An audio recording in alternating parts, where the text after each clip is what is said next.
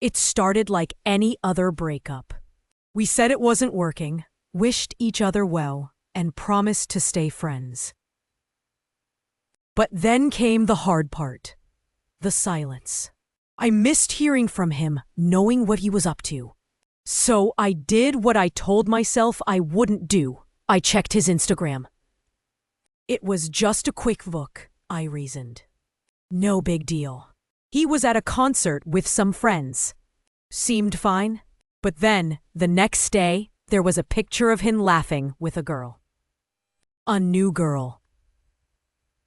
I couldn't help but wonder. That's when it started spiraling. I checked his social media multiple times a day. Every post, every comment, every tagged photo. I became a detective, piecing together fragments of his life. He went hiking. He ate at a new restaurant. He was living his life without me, and that hurt. I started interpreting everything. A song he posted. It must be about her. A late-night message to a friend. Definitely flirting.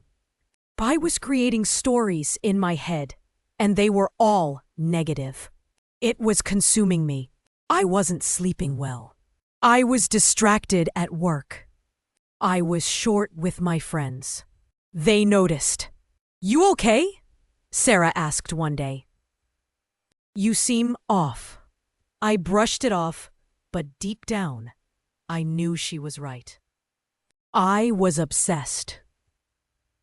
My life revolved around his online activity. I even considered messaging him, based on some half-baked theory I'd concocted from his latest story. I almost did it, but then I stopped myself. What was I doing? This wasn't me. I looked in the mirror, and I barely recognized myself. My eyes were tired, my face drawn. I was so focused on his life that I'd forgotten about my own. I realized I needed to stop. It wouldn't be easy, but I had to.